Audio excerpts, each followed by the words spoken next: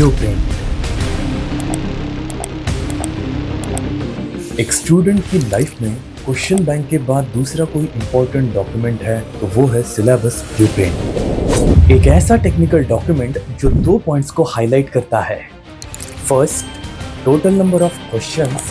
Second, weightage of each chapter. आज की इस वीडियो को हम 5 चैप्टर में डिवाइड करेंगे। Scope, objective, overview, blueprint and books. इनमें से चैप्टर 4 सबसे ज़्यादा इम्पॉर्टेंट है क्योंकि यहाँ हम डिस्कस करेंगे detail structure of question paper, number of MCQs from each chapter, long answer questions and short answer questions. Chapter 1, scope of the subject. ये सब्जेक्ट हमें सिखाता है कैसे हम मॉडर्न इंस्ट्रूमेंटल मेथड्स का यूज करके क्वालिटेटिव एंड क्वांटिटेटिव एनालिसिस कर सकते हैं। फार्मा इंडस्ट्री में सबसे ज़्यादा यूज किए जाने वाले 2 टेक्निक्स हैं, स्पेक्ट्रोस्कोपी एंड क्रोमेटोग्राफी। इन्हीं 2 टेक्निक्स के बारे में डिटेल डिस्कशन इस सब्जेक्ट में हम करने वाले हैं। Chapter 2, objective of the subject. Instrumental method of analysis सीखने के 3 ऑब्जेक्टिव हैं। पहला, स्टूडेंट जान पाएंगे कि लाइट एंड मैटर का इंटरेक्शन कैसे होता है, कैसे हम क्रोमेटोग्राफिक टेक्निक्स का यूज करके मिक्सचर कंपोनेंट्स को आइसोलेट करते हैं। एंड तीसरा, to perform qualitative and quantitative analysis of the drug substance. Chapter 3, Overview of Syllabus Structure. Syllabus for instrumental method of analysis divided into total 5 parts. Unit 1, UV spectroscopy and fluorimetry. Unit 2, IR spectroscopy, flame photometry, atomic absorption spectroscopy and nephelloturbidometry. Unit 3, adsorption and partition chromatography, thin layer chromatography, paper chromatography and electrophoresis. Unit 4, gas chromatography and high performance liquid chromatography. Unit 5, ion exchange chromatography, gel chromatography and affinity chromatography. इस table में आप देख सकते हैं कि हर एक unit को complete करने के लिए टोटल नंबर ऑफ आवर्स कितने हैं। इससे हमें ये समझ में आता है कि कौन सी यूनिट को कितना वेटेज दिया है। इस टेबल में आप देख सकते हैं unit 1 total number of hours allotted 10, unit 2 10, unit 3 10, unit 4 8 and unit 5 total 7 hours. इन सब आवर्स को अगर आप ऐड करोगे तो टोटल बनता है 45। एंड यहाँ से शुरू होने वाला है very very important part, chapter 4, blueprint.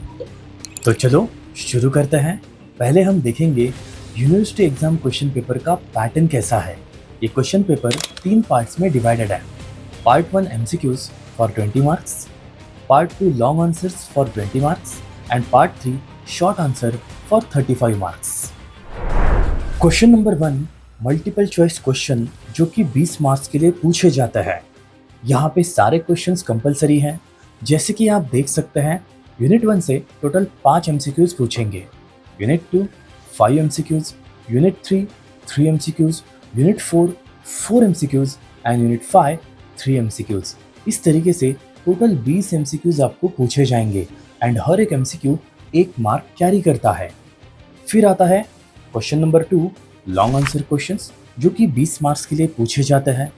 Total 3 questions पूछे जाएंगे जिसमें से आपको सिर्फ 2 क्वेश्चन सॉल्व करने हैं। यूनिट 1 एंड 2 से 1 क्वेश्चन पूछा जाएगा, यूनिट 3 एंड 4 से 1 क्वेश्चन, यूनिट 5 से 1 क्वेश्चन। टोटल बनेंगे 3 क्वेश्चंस। इसमें से आपको सिर्फ 2 सॉल्व करने हैं। लेकिन यूनिट 1 एंड 2 जो है, 3 एंड 4 जो है एंड इवन 5 जो है वो डिवाइड हो सकता है 2 पार्ट्स में, क्वेश्चन 1A 1B। हर एक पार्ट 10 मार्क कैरी करेगा। Same for unit 3 and 4, same for unit 5। इस तरीके से लॉन्ग आंसर क्वेश्चन जो है वो 20 मार्क्स के लिए पूछे जाते हैं। फिर आता है शॉर्ट आंसर क्वेश्चंस जो कि टोटल 35 मार्क्स के लिए पूछे जाएंगे।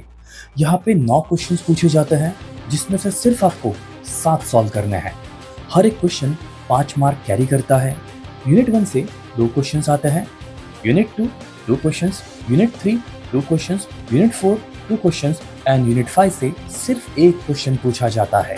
इस तरीके से 9 क्वेश्चंस आते हैं जिसमें से आपको सिर्फ 7 सॉल्व करने हैं। Chapter 5, books. Books are backbone of course structure.